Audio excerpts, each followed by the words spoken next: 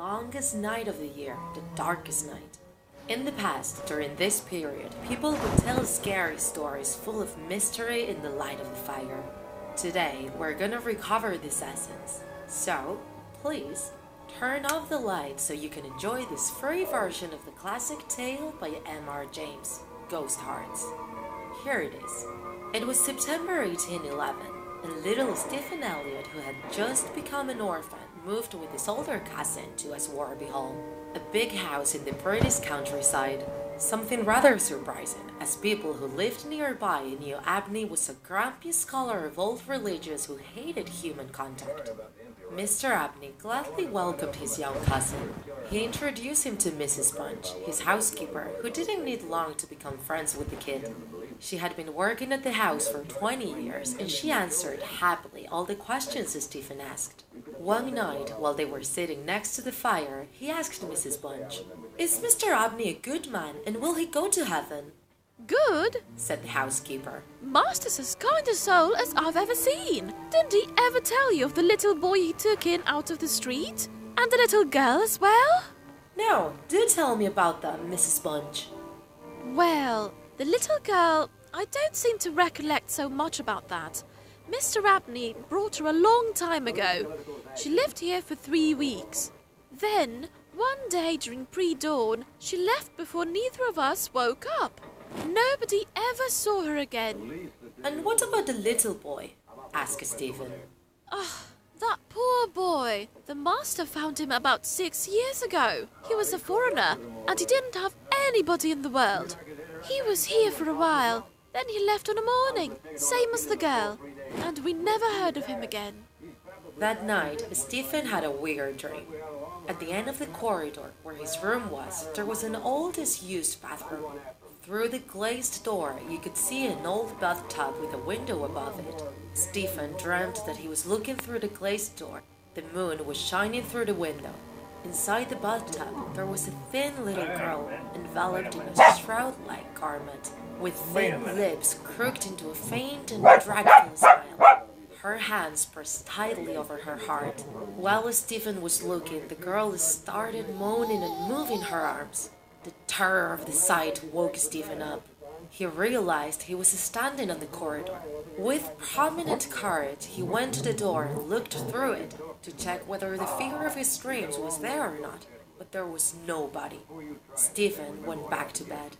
The following night, Mrs. Bunch was in the pantry while Stephen was playing nearby. Mr. Parks, the butler, came in running to say something to Mrs. Bunch, but he didn't see Stephen.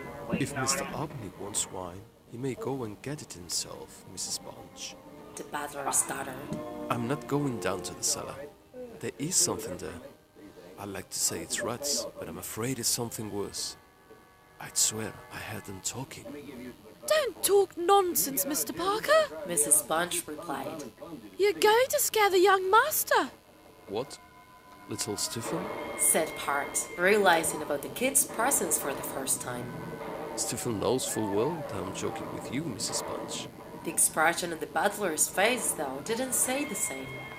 It was the first day of spring, a windy day in March. During lunch, Mr. Abney told Stephen that they needed to talk about an important matter. He had to come up to his study around 11 at night. He told him not to mention it to anybody in the house. Stephen was happy about the idea of staying up until so late. That night, when he went up to his room, he took a quick look into the study. He saw his uncle having a glass of red wine while reading some sheets of paper and sprinkling some incense from a round silver box. At 10 o'clock, Stephen was standing at the open window of his bedroom, looking out over the landscape. The wind was blowing, bringing ghostly rumors along with it. When he went to shut the window, he saw 2 figures. It was a boy and a girl standing side by side, looking up at the windows. With a chill, Stephen recognized the girl in her dream.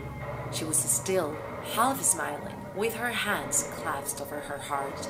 The boy was more frightening, thin, with long hair and shabby clothes. He was raising his arms in the air with an appearance of longing and menace. Stephen was able to see that on the left side of his chest, at heart level, there opened a black hole. Stephen then heard a desolated and horrible cry. Though it wasn't exactly a voice, it was more of a feeling inside his brain. It felt like the cry of a hungry and lonely soul invading his brain. In a moment, the dreadful figures, without making any noise, had vanished. Terribly afraid, Stephen grabbed the candle and ran to Mr. Abney's studio. It was almost 11 o'clock. He knocked, with no answer. Moved by fear, Stephen pushed the door, but it was locked. He then heard Mr. Abney trying to scream, but his cry was choked in his throat. Why? Had he also seen the mysterious kids? Then, everything was quiet and the door yielded on its own. Stephen found Mr. Abney on his chair. His head was thrown back, his face with an expression of rage, fear, and horrible pain. On the left side of his chest, at heart level, he had a black and deep hole. His hands were clean, same as the long knife laying on the table. The window was open. After the appropriate investigation, the police came to the conclusion that some wild animal must have killed him. But when Elliot investigated his uncle's papers, he found the true reason of his death. Abney truly believed he could obtain eternal life by eating the hearts of 3 kids. In order to do so, he had to take them away from the victims while they were still alive, burn them, and mix them with wine. Stephen's heart was probably going to be the 3rd one in that macabre recipe.